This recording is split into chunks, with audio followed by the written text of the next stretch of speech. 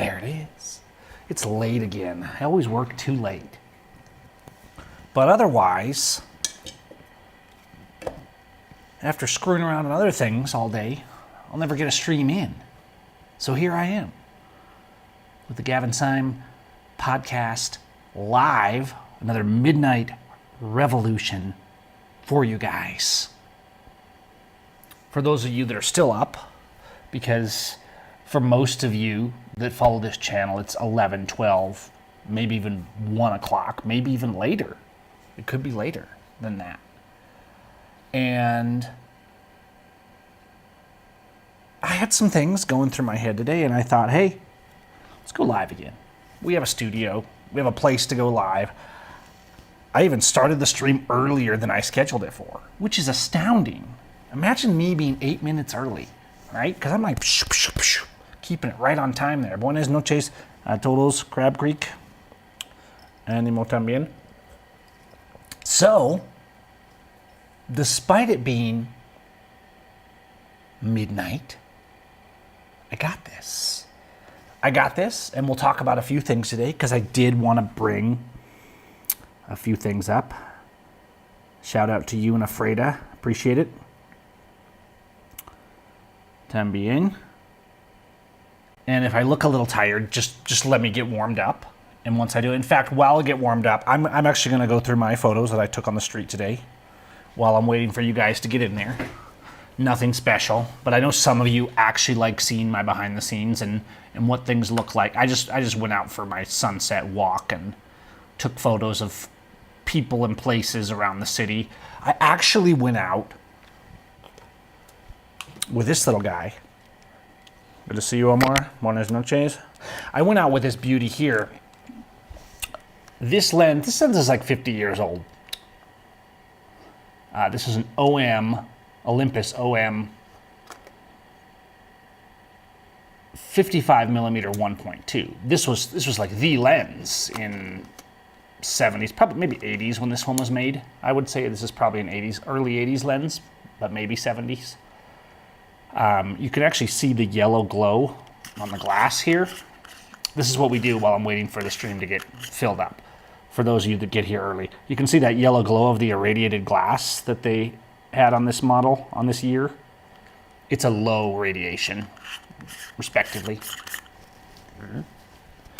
But if you don't know, all these old manual focus lenses, which I have a lot of back there for my work and for the photo channel, there is this adapter. So look at this, for those of you that have used a Nikon. You have a Nikon ZF here, right? So it's pretty good. See this moving though? This is a 50-year-old lens on an autofocus adapter, which for those of you that don't do cameras is astounding because these lenses from this time were all manual focus lenses. So what you have is we're adapting this Olympus to a Leica mount, making it kind of a universal standard. So I can adapt all kinds of lenses to a Leica mount. And then that Leica mount is mounted to this adapter here on the front of this Nikon, which has an autofocus motor. Instead of focusing inside like a lens would be, it just moves the whole thing in and out to get focus.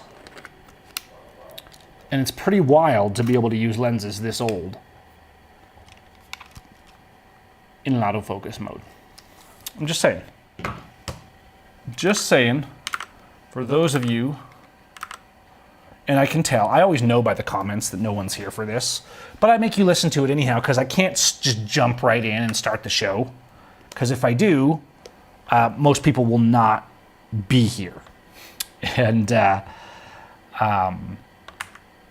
I like to give it a few minutes to get started anyhow. That's why I actually started 8 minutes early. So right around showtime, we can start. I honestly didn't get anything typically special today. The sun wasn't exactly the way I wanted it. But someday all these photos that I document the current culture of Mexico, and yes, I still am in Mexico, churro, and I appreciate it.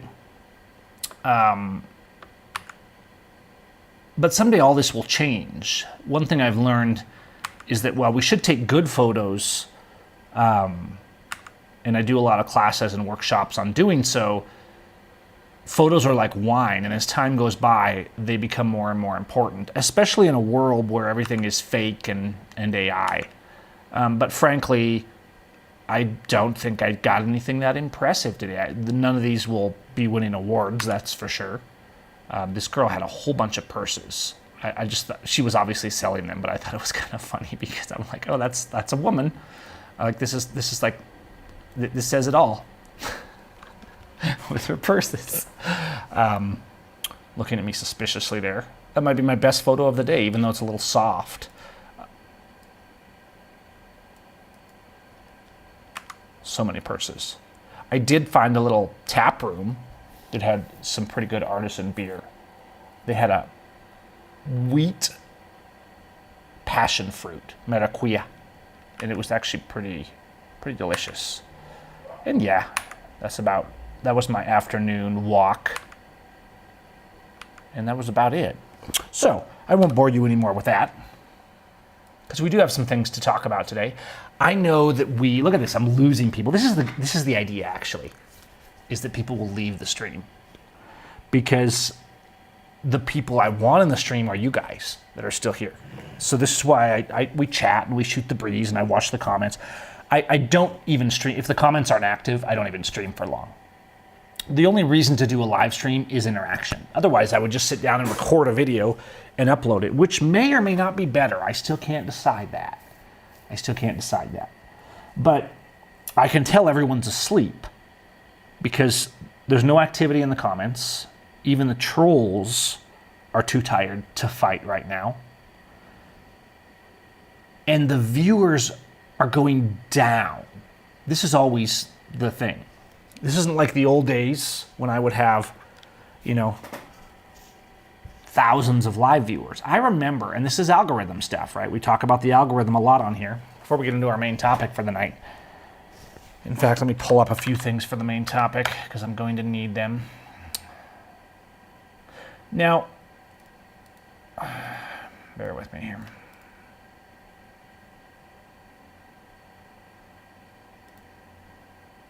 The algorithm, even just 5 years ago, I could go live on YouTube and within minutes there would be 300, 400, 500 people watching.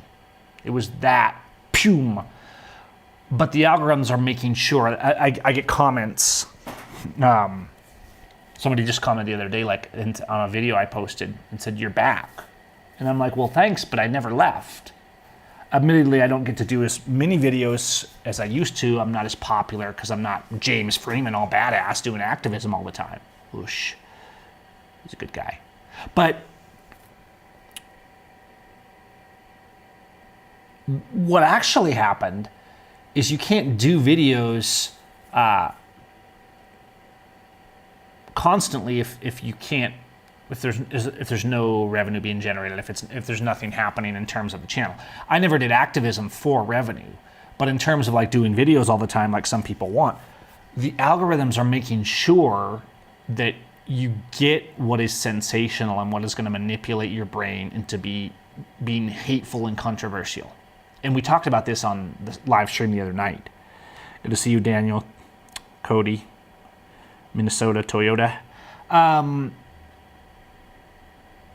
The algorithms are making sure that you see, number one, just things that'll keep your eyes glued to the set. That's first priority, right? Is keep your eyes glued there because that's revenue for these social networks. It seems to be the first priority. Is no matter what it does to your health, no matter if you're up at 3 a.m, doom scrolling, they just continue to feed you things. And as the night goes on, they actually shift. You may have noticed this if you're on YouTube. You get on YouTube and at first it shows you, like me, I'm interested in cameras maybe, or science. It'll show me some stuff with that. It'll show me maybe a little bit of political stuff, but not much because I don't actually watch news that much. It might see that I was searching for a video game and it'll show me some stuff on that.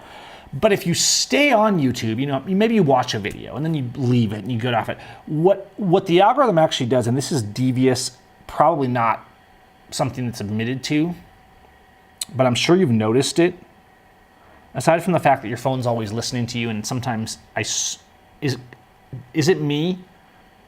Because I swear that I have had my phone pop up ads within an hour of me thinking about something. People say I'm going mad, but I'm not.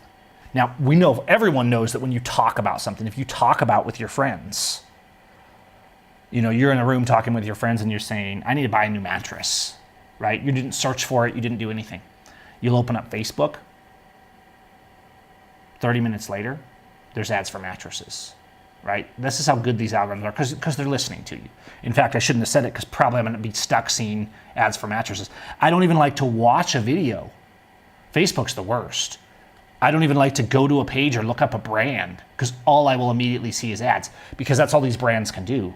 Liking their page means nothing anymore. They won't reach you unless they just stuff ads in your face.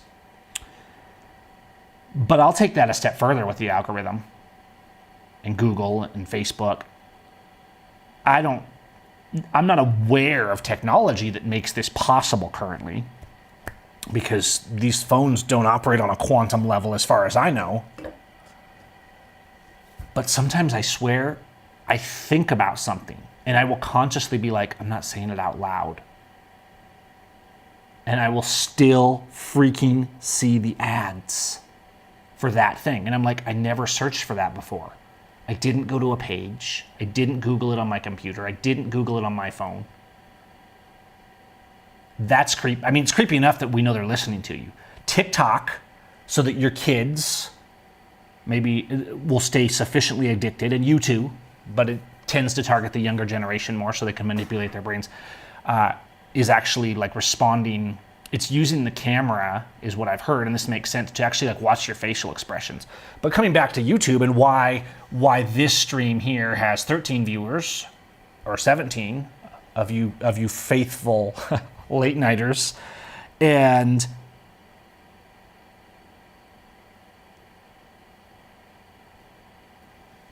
why you're showed stuff that just keeps you glued to the screen. See, the goal isn't that you're informed. Now, I'm not saying some of the channels that have a lot of virality, like the slow motion guys that make slow motion videos, or the guys that crush things in hydraulic presses. Some of these things are interesting and do have an element of science to them. But how much do you really learn watching the hydraulic press channel? I mean, the first few videos are fine. The slow-mo guys channel, Mr. Beast, right? So most of the things you're seeing, well, sometimes are well-produced and very interesting. But if you notice that if you're on YouTube and you watch a few of those things maybe that you're interested in that might be, mediumly intelligent because they took some work and some effort and they have some real science involved, okay?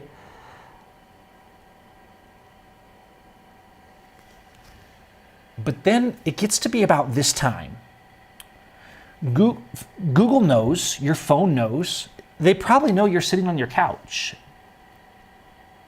They probably know whether you're prone or not. They start to see that you start videos that might be 20 minutes long about, science or whatever it is you like, right? Cars. And then Google starts to catch on that your eye contact is drifting. I think they know you're starting to fall asleep even. Like, you get into this mode where you should go to bed, but you're like, oh, no, I'm just going to kind of watch. And you do this kind of doom scrolling thing. So what does Google do? The algorithm shifts gears. Now they start showing you things that are a little more dark. And I would assume this changes based on your brain, but you start getting down the rabbit hole of the internet. Suddenly videos, around 2 o'clock in the morning, videos start popping up about the worst ways to die, the worst executions in history, why Vlad the Impaler killed people in the most horrible way. These aren't things you're searching for. And they're not necessarily horror videos. They might actually be semi-well-produced informational videos, but they're done in sort of a seedy way, these kind of videos, that kind of sensationalize it and try and make suffering exciting. Now, maybe the algorithm does this differently depending on whether you're a man or you're a woman, depending on your age, but they throw something that is salacious in some way to take your brain back up a notch, right? They know they're about to lose you. Instead of saying, hey, that guy probably needs to sleep, he has to work tomorrow, They're like, no, wait, I got something. Check this out. Here's a guy pooping on a police car. It wasn't James Freeman, by the way. Okay, so like, think about that for a second. That's how there's a level of manipulation that really, really goes deep. Okay, we're up to like 25 of you, which is probably the best we're going to get tonight, because you know how these midnight revolutions, there's very few of us in the revolution. That's why we have to stay peaceful, because they'll just like hack us up. All right? And yes, you buy a mattress. Heaven forbid you buy a mattress, because then the ads will never, ever stop. This is what I don't understand. Like, you buy a mattress, and like, so you finally did it, and then they're like, oh, let's sell them other mattresses. Like you're going to want to buy a new mattress every week. I'm just glad I'm not in the mattress selling business. At least I do photography and courses and stuff, and so I have to sell stuff too, but at least it's something like different, I guess. Maybe people feel the same about my ads. They probably do. Facebook sucks now. It's not even a good place to advertise anymore. I appreciate being your 14th favorite Mexican, and that you have a list that detailed. So yeah, you guys know the algorithm is controlling our lives, and it's how the level of stupidity that we're seeing in society right now is being managed. In the past, they could not achieve this level of blind ignorance to fascism and government. Which brings me to our main topic today. So welcome to the Gavin Seim Show, and let's talk about this. We've done the pre-show, but I want to talk about something because, as you know, what everyone's talking about is immigration. Someone told me recently that basically, like, this isn't where the fight is. And so we were having a talk, and I basically came back and said, look, this has to be where the fight is, right? This idea that your fight has to be where the rest of the people are going is a fraud. My fight has never been where the rest of the people are going. Whenever I'm fighting for something or trying to stand up for something, what inevitably ends up happening, even if it's not particularly what I want, is I'm running, I go to fight for something, here's the people fighting, and inevitably I ended up running out there in front and staying focused, and the people behind me get pissed off because I'm not doing it the way they told me to. This happened when I ran for Congress. This happened in the Patriot movement. This happened when I was a leader of the Second Amendment movement. And I always said to these people, this isn't about the Second Amendment. This isn't about the Fourth Amendment. This isn't about Republicans. This isn't about Democrats or Libertarians. Your parties don't matter. Of course, that never goes over well. Your church denominations don't matter. The church is not actually being Christian. If we're talking about, the Christian church, the church is a business, wearing long robes and platitudes, pretending they're Christian, and that the goal needs to be evangelizing people and building the church, when really what they're trying to do is build their bank accounts. Some of them don't even know this. They've just been so brainwashed into this. This goes to the rather deep things we were talking about the live stream the other day of how programmed our brains are, not only from how we were raised and how we behave, but just our current situation, and how the neurons of our brain can actually change, and it can happen very quickly. And to not become programmed, you have to actively unprogram yourself. And if this gets into kind of neuroscience, and as well as self-help type stuff like Breaking the Habit of Being Yourself and books like that get into this stuff.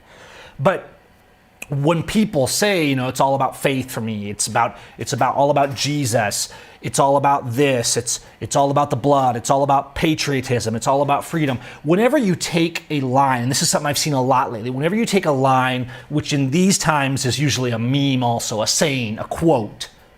Not that being inspired by a quote is necessarily bad, but have you noticed that people, for example, debating the complete destruction of due process, the complete destruction of the Constitution in these times, the absolute abuse of the 4th, 5th, 6th, 9th, 10th Amendment, Article 1, human rights, God-given rights, natural law, God's law, wherever you want to come at it from, everybody's making excuses for abusing their fellow man.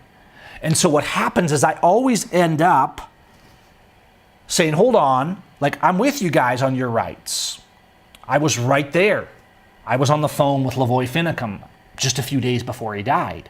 I was on a call with people watching all over the world trying to get the Final Four off the refuge without a gunfight, without the FBI murdering them like they did to Lavoy Finicum. I was supporting the natives at Standing Rock. I was supporting the Bundys and their rancher rights. I opposed the police because they're criminals and they don't represent the law. This is the law in the United States, if you want to be codified, but the law in reality is our rights. I don't bow down to the Romans 13 church who's selling themselves and whoring themselves out to the government so that they can get their tax write-offs and make more money and tickle people's ears. Romans 13 doesn't say obey the whims of criminal politicians. It's talking about obeying the laws of the land, the laws of nature, the laws of life, liberty and property, respecting your fellow man, and not being a lawless person. Being a lawful person or a lawless person has nothing to do with the codes that government writes. Now, as peace-loving people, I think you should try and get along in the culture and be adaptable. Just like me, here I am in Mexico, right? And there's some things that I'm like, well, that seems dumb. And there's some things that I'll say, that's a violation of my rights. No, you're not searching my car. Screw off, just like I did in the US. And there's some things that I'll be like, hey, I'm the immigrant here. I need to be open-minded and try and adapt to the culture here. You can have all of that. That's called using your brain and trying to be wise and trying to be understanding, trying to be compassionate, trying to care about other people, and trying not to be stuck in your own ways. But I've never seen people more stuck in their ways, I don't think, than people from the US. This brought up a topic, because of course, as always lately, we were talking about this immigration, and well, they need to follow the law, they need to come here legally, and there was a discussion, there was a rather, I won't show the screens, but I was actually having, and this is rare, this is why it caught my eye, somebody was actually having a fairly sane discussion with me, right? Because most of the time when I post reality and facts, I defend the immigrant, I post the law, I post this article right here, which absolutely wastes all the arguments they make. Every argument that's on all the memes is all here. I'll put a link. Most of you won't read it. But any argument going around on Facebook, these are all coming from government. All the arguments, these people are never researching anything. All the arguments on these immigration restrictions are not the law. They're a violation of the law. Every one of them. USC 8, all this crap that people are always quoting, and they never researched any of it. They're just repeating what pundits and their faction and their talk show hosts told them to in the memes that were shared on those respective pages and acting like they're fact. That's called a mob. And so when I post this stuff, I usually get rabid, foaming at the mouth insanity, and people just saying I'm a libtard or anything like that. But when somebody actually is like, sometimes I can tell. I've told you guys a lot of times I can usually feel people out pretty well. And this goes back to how much people's thoughts and the condition of their heart and their energy, for lack of a better word, because there is putting out. It's like when you walk into a room. I do this all the time. I'll drive by two people on the street and just watch the way, not just their body language, you can immediately feel like those people are really, really in love right now. Now, that doesn't mean they will be tomorrow. I'm not saying that. We're not predicting the future here. But you can feel that positive energy, right? You can go around the corner and there's another couple, not fighting, not yelling, nothing, and you can tell they're angry. You can tell that they're not happy, right? There's a projection coming off there. And so when I'm talking to people, a lot of times I feel that from them. Are they trying to bait me? Are they trying to gaslight me? Are they trying to manipulate? This is why a lot of times people will say, leave comments on my page, and they'll ask me a question, like an innocent question, but I know it's not an innocent question. I can feel even through the internet that they're trying to find something to pick me apart on. And so I usually will just answer those kind of questions, not at all, or with another question. But in this discussion with this person who I felt like, is kind of struggling with this whole we can't have open borders, he sent me this video of this guy, Mike Winger, right? So I was watching this video, not because I needed more information or I needed some guy's biblical perspective, because the Bible is really clear on this as well. But what struck me about this video is this guy was going through, and he was trying to be kind of neutral, Christian neutral, right? And trying not to lose his audience, because most of the so-called Christians hate their neighbor with a passion. They hate the other party with a passion. They hate the law with a passion. They hate the Constitution with a passion. And most of all, they hate the immigrant with a passion. Not because any of these things did anything to them, but because they're repeating the propaganda of who they actually worship, which is Trump, the state, their party, their faction, etc. It's definitely not Jesus, because the definition of being a Christian is not how much you go to church or read the Bible or how pious you are, or whether you follow the church rules of whatever dumb rules your denomination invented. Being a Christian is trying to be like Christ. Now, we don't have to get into the theology of that. This isn't really a theology channel. I usually discuss more civic matters.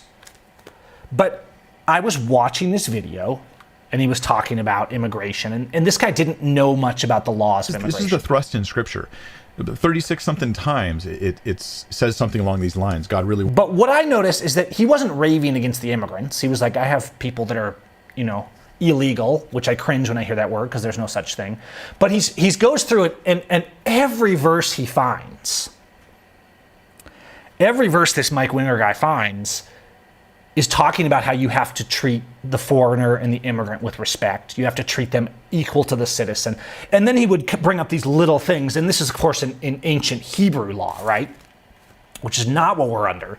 But if you're trying to find examples, right, you can find all kinds of New Testament examples of Christ saying you have to love your neighbor as yourself, and that is the law and the prophets. That's how you please God.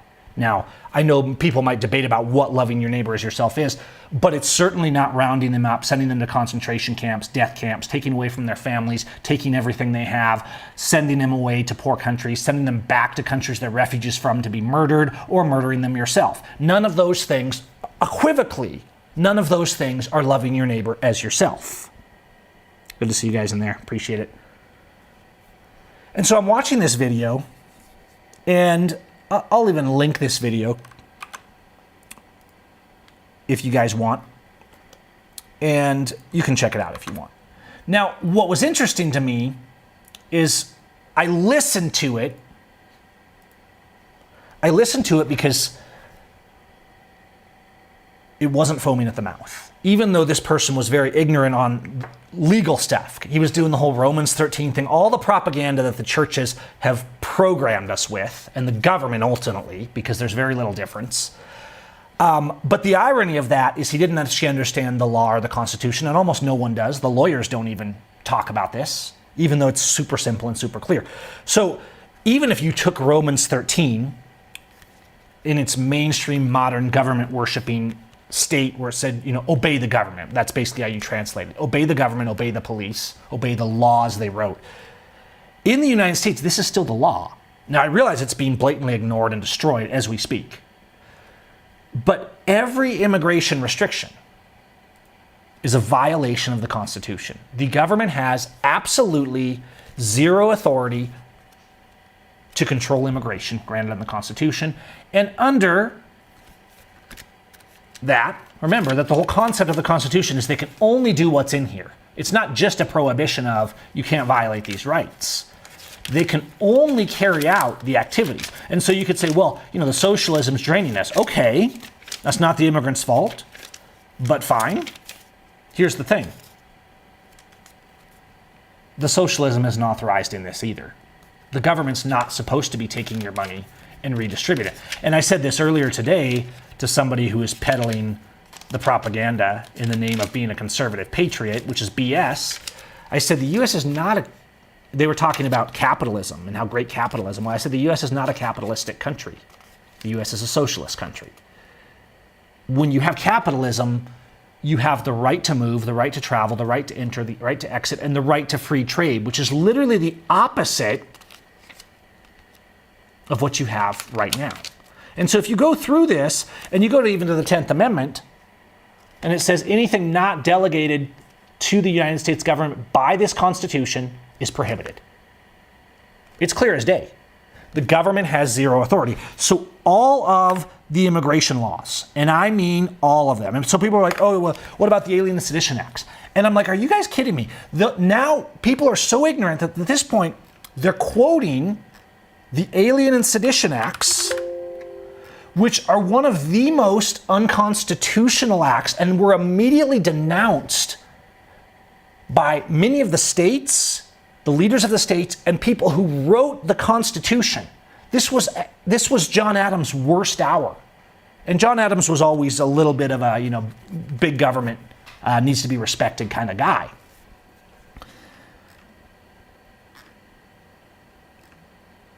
And these guys made it clear. And people are like, oh no, the Alien Seditions. You have the courts hundreds of years later upholding the Alien Enemies Act and things that were in the Alien and Friends and the Alien Sedition Acts. Guys, these things were illegal. And this is the problem. Like, people say, oh, these judges are rogue. Well, yes, they are rogue, but it's not because they're demanding that people be taken back out of a prison they were illegally sent to be given due process. For once, they're kind of doing their job. But in general, the Supreme Courts, whether it was the slavery or the Alien Sedition Acts, are constantly upholding tyranny. That's what the Supreme Court has mostly done for most of its career. Okay, so they're always saying, follow the law, follow the law. Let's actually look. I won't read this whole article, but this is my entire trove that I've spent years building. That's everything that no one will tell you about the immigration and history of it. Okay? But let's look. The power vested in the Constitution by Congress. This is the founding fathers that said this stuff, right? This is the first Congress. The power vested by the Constitution in Congress extends to nothing more than making a uniform rule of naturalization. People use the Naturalization Act constantly as an argument. They don't even care that you prove them wrong. Naturalization very clearly has nothing to do with immigration. It was the act of becoming a citizen. That's not open for debate. It's in the dictionary. It was in the original texts. It was in the conversations. It's not even a discussion. Legally, that is. Okay? But let's come to when people keep quoting the Alien Act. Here's how these guys responded to it. Jefferson, in regards to the Alien Act of 1798, every act of delegated authority, contrary to the tenor and commission under which it is exercised, is void. No legislative act, therefore, contrary to the Constitution, can be valid. That's Federalist 78, before the Constitution. Now you come after the Constitution to the 1798. The act of Congress, which assumes powers over alien friends not delegated by the Constitution, is not law, but is altogether void and of no force. That was Thomas Jefferson. Do you guys understand the level? People act like I'm a radical. These people were so clear about this stuff that the government had absolutely no power over it. There are no legal immigration laws. That means ICE is a criminal, violent organization. And by the entire basis of our law, the immigrant who's being called illegal erroneously has every right to defend themselves. I'm not saying in these times that the immigrant should try and fight. The people that are just leaving, I get it. I tell the people that are looking to go north, I'm like, just don't bother with the US. It's a fascist regime. Just don't. And I've been saying that for years, and now it's really coming down. But it's not because they don't have a right to go there. They do. And I keep hearing this thing where people say, we voted for this. This is our country. We get to decide. No, you don't. That's bullcrap. First of all, your country has a constitution. Second of all, you don't have the authority to grant government powers that violate human rights, and you never did. This is your country is not an excuse for slavery. It's not an excuse for genocide. It's not an excuse for imprisoning people without due process. You don't get to make laws. Those aren't laws for you Romans 13ers. A law is something that is natural and of the land and of people's rights. It's life, liberty, and property and built around it. And anything that doesn't protect that, there's a lot of videos here on the channel in my law school stuff about this. Anything that doesn't protect it. And if you don't believe me, go read John Locke or Blackstone, or the foundations from which modern law is built. A law that violates people's rights is not a law, it's a crime. Trump, when he makes executive orders and he orders people to be abused and denied due process and deported on planes and sent out of the country, it's not just a violation of the Fifth Amendment. When he holds up a photo that is forged evidence to try and turn an entire country against a person to deny them due process, it's not only a moral violation, it is a felony under USC 241 and 242, which make it a felony to violate people's rights under the color of law. See, everything the government is doing is a crime. And the churches and the people in the name of God, in the name of freedom, in the name of law are saying it's okay because they're the powerful ones with the guns. Therefore, they are law and you are slave. That's not how law works.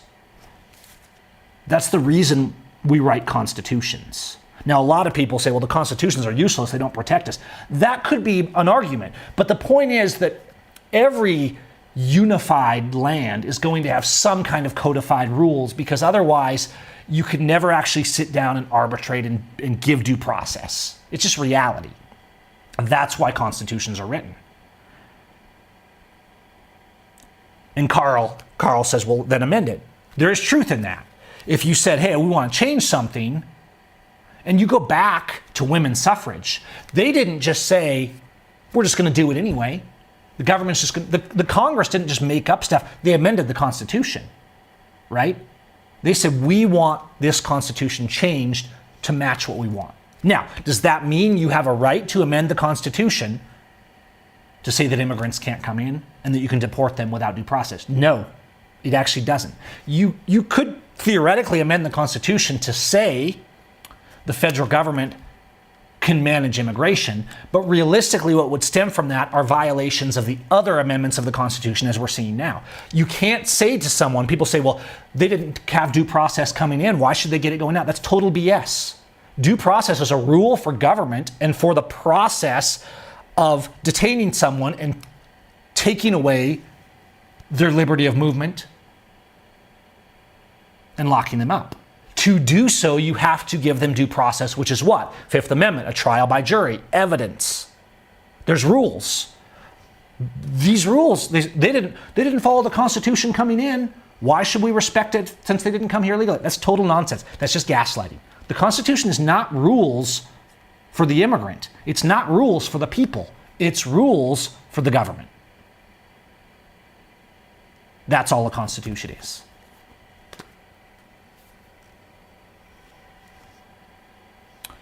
But as usual, we write these constitutions and then we let ourselves be gaslight, manipulated, and algorithmed, whether you're the United States or North Korea, which are getting closer and closer together because Fearless Orange, he loves the tyrants of North Korea and El Salvador.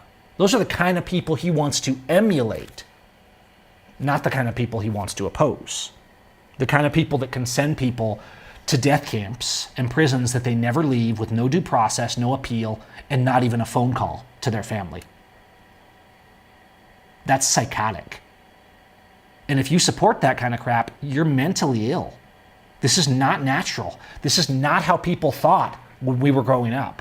You have been quite literally, as I said in the other week's show, reprogrammed. But just coming back to this guy's, and I'm not really here to hate on this guy's video. This guy's video is very mainstream, churchy, do what we're told, follow the rules. But actually, if anything, despite the fact of him trying to be like, I'm going to kind of go down the middle here, every verse he found in the Bible was demanding that you treated the foreigner and that you helped them and that you treated them well.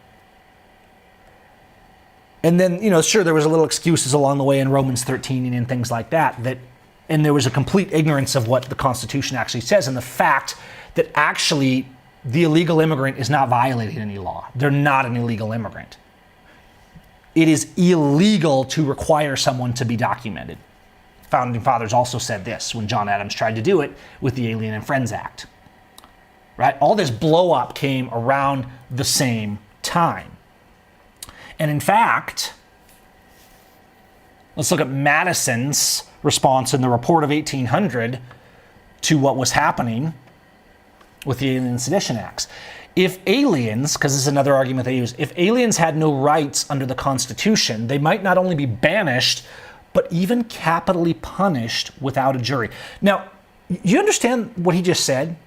He's using that as an extreme ridiculous. If aliens didn't have rights, they could even be banished or capitally punished without a jury or a fair trial. That's exactly what's happening and what we're currently celebrating in our society. That was his example of like, obviously it's not this way, because if that was the case, this could happen. And here we are doing that. But so far, has a contrary principle been carried in every part of the United States that except on charges of treason, an alien has, besides all the common privileges, the special one of being tried by a jury, of which one half may also be aliens. Notice this? Because you're supposed to be tried by a jury of your peers. So if you were a foreigner being tried, you needed to even have foreigners on your jury. That's how far they took this. That was the point of this, guys. I'm not saying the founding fathers had it all figured out. They didn't stop slavery, right? A lot of times they were elitist assholes. But they were very clear on the limits, the hard limits that were supposed to be put on government. And they made a process. This was the hard limit, and you could amend the Constitution. But no, an amendment, and somebody just said this in the comments, an amendment that violates human rights would not be legal. If you write a constitution, this is the thing. This is why constitutions don't give you rights. People say constitutional rights, that's bullcrap. They're not constitutional rights in the Bill of Rights. They are human rights. A lot of people didn't want them written in the Constitution. That's why they were added after, because agreements were made to do so. A few years later, the Bill of Rights was added. That's why they're amendments. It was the first 10 amendments, because in order to ratify the Constitution, a lot of the people to sign off on it in the States were saying, look, we got to have a Bill of Rights, otherwise we're going to get abused. Now, people that were against that said, it's not about the rights. If we put the rights in there, they're going to abuse them anyway, and they're going to find ways to do it. And they said, no, it doesn't matter. If we're signing off on this Constitution and we're going to have a republic that we're members of as states instead of colonies, it's got to have a Bill of Rights. So that agreement was made as a clause between them, and they made the Bill of Rights. But it was very well understood that those rights were inherent. They were natural. They were God-given. If a constitution in any country, so a lot of constitutions have stuff that's total BS. The moment a constitution violates individual rights, it's illegal. And so people say, oh, well, you don't care about the Constitution either. Nope. I care about people's rights. I understand the idea of having your laws, your basic laws codified, right? But we all know it's illegal to murder someone. We still codify a law of what is defined as murder and what the punishment for it is in most places, right? I guess you could say that's logical, because if you're going to have a trial by jury for murder, whatever, you do need some kind of a process of how those charges work and why they fall under those charges. The Constitution is that for government. The Constitution is the law for them. And no one seems to understand this, but you know what? I think they do. A lot of them. The government certainly does. ICE certainly does. Trump certainly does, and his advisors. They just don't care. They want you to be that dumb and ignorant that you just keep believing them. And don't get me wrong, it's not like Obama and Biden and Bush weren't also abusing the immigrants. But you have to understand, and this is something that struck me on this video, is this man was speaking sincerely about, we need to love people, we need to be kind, but also, it seems reasonable that we don't just have an open border, that anyone can come in, because then too many people can come in. That's invented, guys. In our lifetime, that was invented. And a little bit before our lifetimes, okay? But this idea of a flood of immigrants came in, and there's too many, They would take over our culture. Nonsense. People were saying the same thing in the past. If you go back to 1912, I believe it was April 7th, 1912, in Ellis Island, New York, it was the largest immigration day recorded in Ellis Island. I think it was 12,700 immigrants came in one day. Now, all these people are saying, if that many people come in, it's an invasion. No, it's not. An invasion is when people are violently trying to conquer you and take your stuff. Anything else is not an invasion. The words have meanings. Walls are for communists. People say, well, look at ancient Israel and ancient Bible. They had walls. There were some cities that had walls around them. You weren't restricted from entering the countries. This idea that you restrict people from immigrating is a very new idea. Sure, fascist regimes have been trying to do it for some time, but in any sort of a U.S. sense, this mostly came in like the 70s and 80s. Before then, the border was pretty open. And before that, the border was completely open. This is why you never watch a John Wayne movie and he's crossing the border and he's never stopping to ask permission of immigration. This idea that you got permission just to go somewhere is a violation of human rights. No, people don't need papers. No, they don't need to ask permission. And no, you don't get to vote for that. You don't have the right to vote to take away the rights of someone else. You never did. It doesn't matter what your constitution that you made said. You don't have the right to tyranny. You don't have the right to tell people they need to apply to come to your country.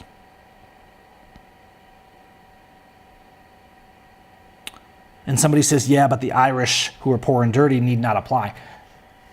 Sure, there was lots of racism against the Irish. New York was a huge place. Imagine a city where you had 10,000 people immigrating a day. Now all these people would say that was an invasion. They should be sent to a concentration camp. So yes, there was some racism against these groups, but actually you didn't get denied en masse in Ellis Island.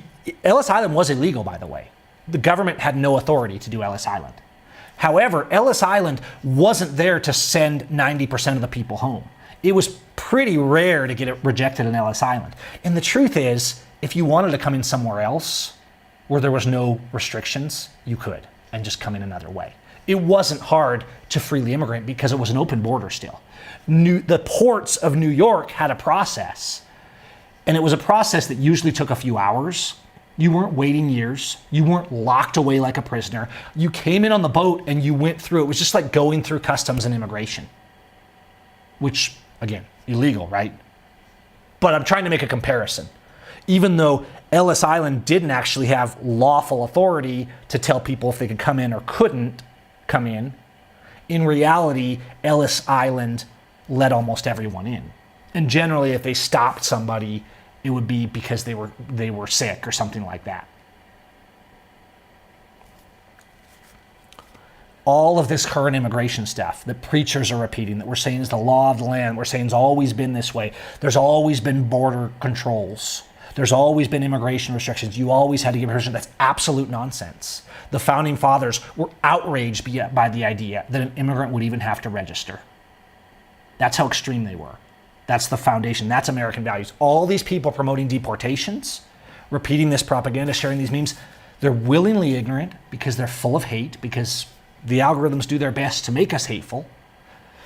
Even the people like Mike Winger here, who's looking at it saying, hey, I'm going to look at this from a biblical perspective, and actually coming at it from a pretty compassionate, reasonable perspective, are actually still promoting. They think the law is that you obey lawless rules that are actually violating the law. And so he's actually conflicted with his friends that are not documented immigrants because as Christians, should we follow the law? This is the problem when you take Romans 13 out of context and you use it as we worship government, we obey government instead of God. God says people have a right to live.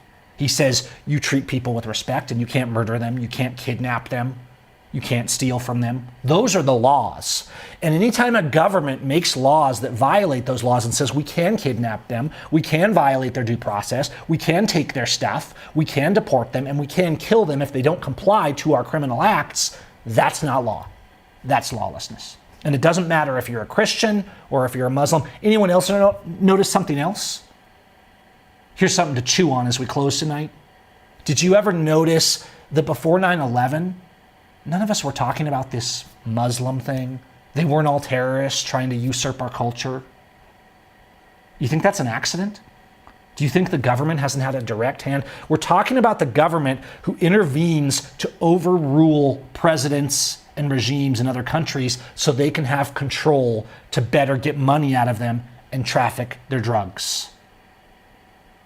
This is documented CIA stuff that was done under Hillary Clinton and under other instances. The U.S. is constantly meddling and committing crimes, just like they're doing today, to gain more power and control. War crimes, crimes against humanity, crimes against the Constitution. In every possible way, your officials are committing treason. And you say a poor guy who didn't get permission from these psychopaths to come and feed his family deserves to be treated like crap and denied due process because he didn't follow a rule that wasn't even legal in the first place. And just as you do this, think back, start using your brain. None of us, I remember the day, guys, I was there. None of us were talking about how Muslims were going to ruin our country, that they were all terrorists, that they shouldn't be here, that they were eating dogs or whatever crap we make up. I'm not saying there's not a cultural conflict there, right? But let's not get into that tonight. We'll go on too long. All that propaganda was created for you after 9/11 so that you would hate the people they wanted you to hate, ignore the crimes they were committing, and they could murder and rape and pillage for oil. Do you think those people aren't going to hate us now? Get serious. We were the terrorists. And they did a gaslight, which we fell for as a society. They literally went in, destroyed. Imagine someone invading your country, killing your family, and destroying everything you held dear, then turning around and teaching their country that you're a terrorist for resisting. If you believe that kind of crap, guys, you shouldn't be on Facebook. You shouldn't be preaching in a church. You need to disconnect and do some serious soul searching. Because if you're that ignorant, if you're that hateful, if you're that off the base of loving your neighbor as yourself, something's wrong. And I'm not trying to say that this guy in the video example I was using applies to that. I'm just saying that we're grossly misinformed. And you also cannot take just the religious context and say, well, that's the law, you have to obey it because of this verse, and that's what the church always told us. No, that's nonsense too. The Bible, if that's where you want to go, upholds all of this stuff as well. And that all these things that are happening are lawless. That was my point for tonight. And as usual, I went a little long, but we've covered it. And I just always like to keep coming back and absolutely crushing these meme-based, ignorance-based, fascism-based, devil-based arguments that say it's okay. We're Christians, we're good people, we have compassion, but it's okay to abuse the weak, the fatherless, and the widow because of this, if you're here. No, it's not. End of story. Peace. Okay, that's the main show. What time is it? It's late. It's late. All right, I know, like, you guys are you're probably not even listening at this point, but it's okay. And, open borders. No, open borders have never been a problem. That's completely invented crap. Open borders is what the United States was founded on. Open borders are a problem in the sense that if you're a socialist country, theoretically, people take advantage of your socialism, and a lot of countries are having this problem, which is why they're tightening up their borders. But ultimately, they're using it as a propaganda tool because when you tighten up borders, you control your people better. If people are afraid, they control you better. Walls are about keeping you in, not about keeping bad guys out. By the time you get to a point where walls are being built around your country, the bad guys are already the ones in the highest positions of power. Should I repeat that?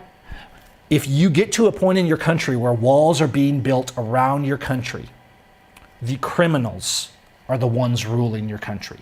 Every single time.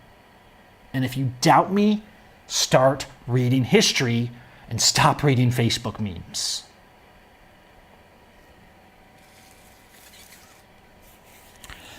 And no, this whole influx is what New York had. We're talking 10,000 people in a day. If that was happening now, that would be called a massive influx, you guys. It's like, oh, there's 30 million immigrants. Of course there is. The entire country is immigrants. It's supposed to have 30 million immigrants, and none of them are supposed to be documented because it's illegal to document them. Now, if they want to go and get an ID, if they want to go through the citizenship process, that's their right. But they have the right to, as the biblical people put it, be sojourners. Just come and work and live and leave when they want and come when they want. That's a right.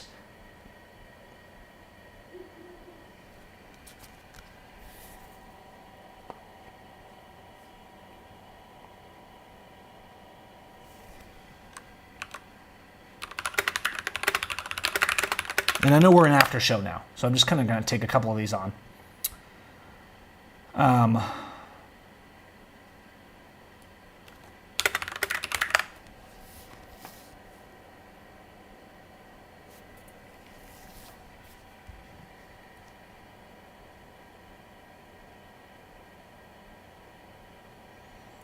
And yes, who's your daddy? He says, I remember a time when Canada and the U.S. borders were virtually open. And so do I. And virtually open doesn't mean open. There were still technically rules. But even when we were kids, and I've said this a million times, no one cared if the immigrants were documented. That was crap. They liked that they came here and they worked and they were good people. You know what I heard about? Before 9/11, the only thing I heard about Latin American immigrants, which is mostly what we had in Washington, was, oh yeah, they're good people, they're hard workers, they work harder than my kids. That's what I heard. Every time I heard them, the farmers, because we were in the farming area, talking about the immigrants, it was that they were good workers, that they liked them. They were good people. And they were trying to make their lives better. Because that's what they're doing. And so you have to be the lowest scum of the earth to take someone who's at their poorest state, trying to carve out a better place for their family, who's maybe been 10 years in, they're making progress, maybe they got a house and a job and they've got a decent car, and they're doing something for their family, and you mock them as everything they have is taken and they are just thrown out into the middle of the street somewhere in a country they barely know anymore. You have 5-year-olds being taken to deportation court that don't even have adult representation. If you support this stuff, you're not just anti-Constitution. You're mentally insane to be able to support what's going on. You have to realize that you have been so reprogrammed into this fascist Nazi-level state that you are literally just a psychotic drone for the government at this point that has no free thought. You cannot care about people and believe that this stuff that's happening is okay. It's always about more IDs. It's always about more rules. And ultimately, they're coming for you, guys. This is what's so dumb of everybody who always supports the poor, or the immigrant, or some social class being abused. You're next. This isn't leftist ideology. This is basic history. It's basic human rights. It's basic love your neighbor as yourself. This is the most basic fundamentals of humanity. You're denying economics. You're denying humanity. You're denying the value of human life. You're denying the law. You're denying Christ. You're denying that you have any rights at all. Because if the government gets to decide the haves and the have-nots, you have zero rights.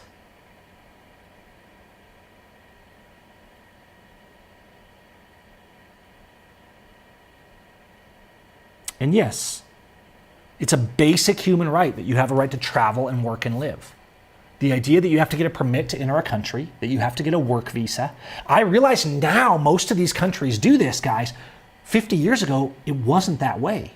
There may have been some rules 50 years ago. There was, because we know that even in the early 1900s, they were trying to start controlling immigration. That's why the Founding Fathers flipped when they wrote the Alien and Sedition Acts. At the time, they weren't even using that for any sort of immigration control on a mass level. They didn't actually start doing any sort of immigration restriction until after the Civil War.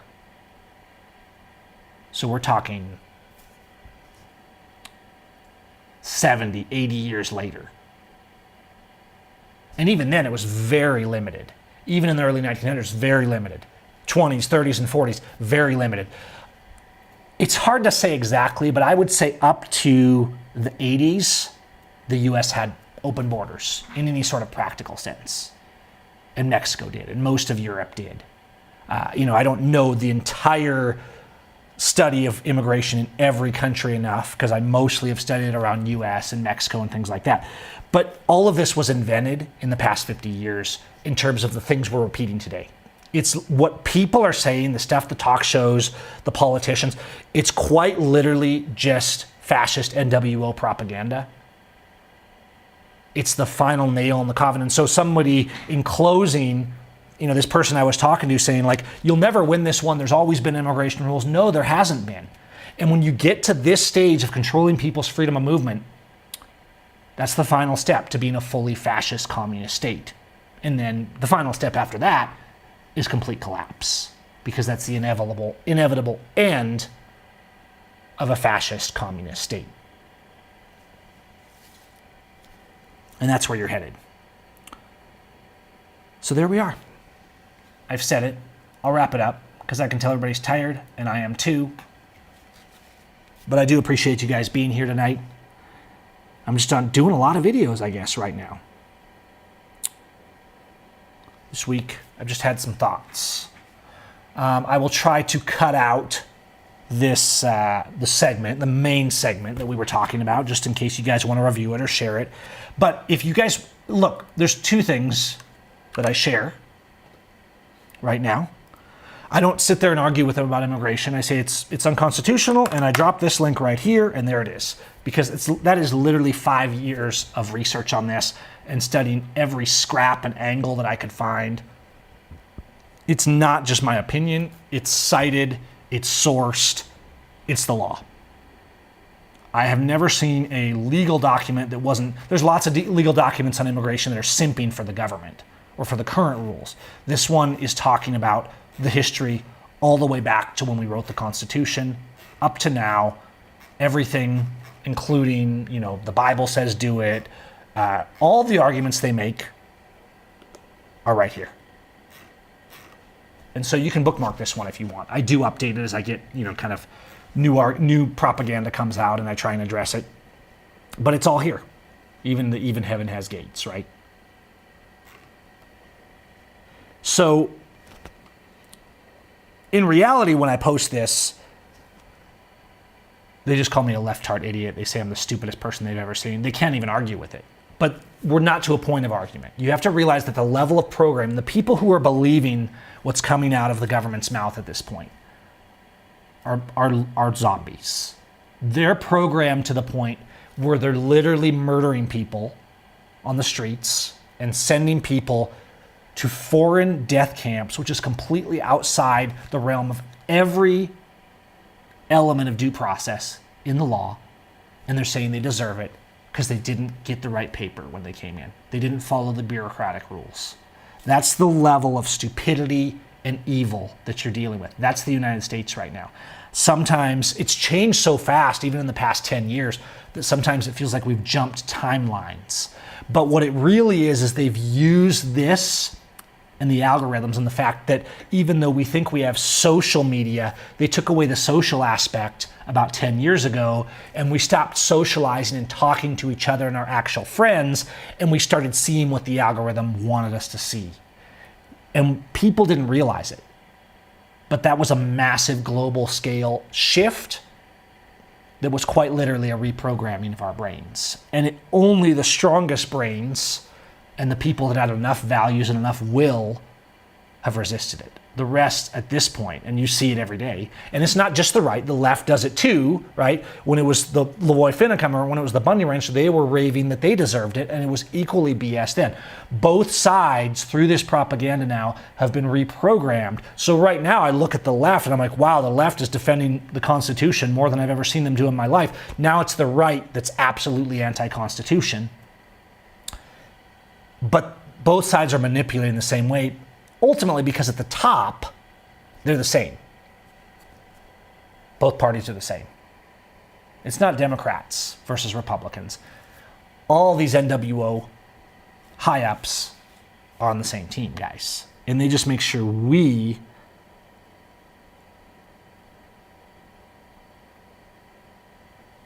have to be fighting with each other.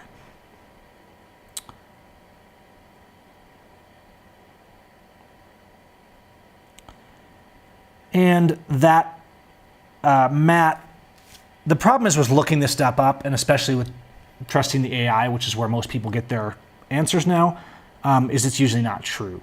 Passports, in some way, may have become mandatory for certain U.S. travel. Up till a few years ago, you didn't even need a passport to come to Mexico. You didn't used to need a passport to go to Canada. So that's, these things have gone up and down and on and off. And so, yes, this idea of controlling people in the name of freedom did start after World War II, but it's actually just been like 15 years, I want to say, that you even had to have a passport technically to come to Mexico. Mexico technically still has an open border. You can still drive right into Mexico. The office is like on the side of the road, down the road. There's nobody blocking your path. At the gate where you cross into Mexico, technically they could wave you aside to check your vehicle, or they think they can. Whether they have that right is pretty dubious. But there's nobody checking your passport. In fact, I remember the day, it's on video, I remember the day I came into Mexico. I had no idea what to expect. I had my trailer, I had everything. And I crossed the border. There was so much infrastructure to leave the US. We're talking like Berlin Wall style exit. When you leave the US, there's roads that are zigzaggy and stuff to keep you from escaping when they want to shut it down. There's gates that they can bring down. There's narrow concrete tunnels you go through. So most people don't realize, and I have a video of it here on the channel where I've talked about it. Most people don't realize, appreciate it, Billy Wayne. Most people don't realize that the U.S. has massive infrastructure to prevent you from exiting the border, and so it can quickly be shut down. That's what the wall is for. Ultimately, it's going to be used to keep you from leaving. I guarantee you that. Okay? But then you cross over into the Mexico side, and there's a couple guys leaning against the wall, the concrete barrier, as you're coming out of this massive U.S. infrastructure, and there's some signs. And I remember coming through and thinking, okay, like, I don't want to get turned around right now. I'm trying to get out of the U.S. I'm wanted right now for not showing up in court. I ain't going back. I mean, I was ready to just, put the pedal to the metal, right? I remember coming in and just trying to play it cool, be a tourist, even though I was a refugee. And these guys were standing there, and I was like, and I stopped because I'm like, don't they want anything? Don't they want to like see documents or something? Because like, you gotta understand, I've been conditioned that this was the norm. And these guys were like, why did he stop? Does he need help? And they like came over to ask what I wanted. And I was like, well, do you need like anything? And they're like, no, do you want to show us something? And I'm trying to like speak, because I didn't even speak Spanish at the time, right? Then you went like 20 miles up the road, and there was a station where legally you're supposed to stop and get your visa and have your passport and give them your information, right? But no one was there to stop you from blowing right by it. So yeah, it was an open border. And these rules have actually been put in because the U.S. has treated Mexico like such crap since 9/11 that a lot of these things are just retaliatory. Oh, they did it to us, and now we're going to do it to them. Some of those things then being repealed later because Mexico said we can't do that. It's a violation of human rights. And so there's a lot of, it's not like Mexico is not near as brainwashed in this idea, even though they're trying really hard, the governments are. They're not near as brainwashed on this idea of like we need papers, because most things are paid for in cash, and a lot of people don't even have papers or deeds or anything. And yeah, it's super easy to get into Mexico without papers, but honestly, if you're still in one of these honestly, I recommend you have a passport.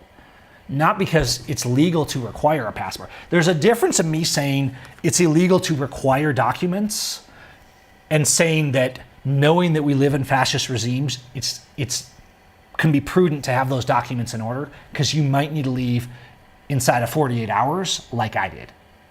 And having those documents is a lot less stress. Could I have still become a refugee here without those documents? Yes, that's the law. But having everything in order did make life easier. It made it a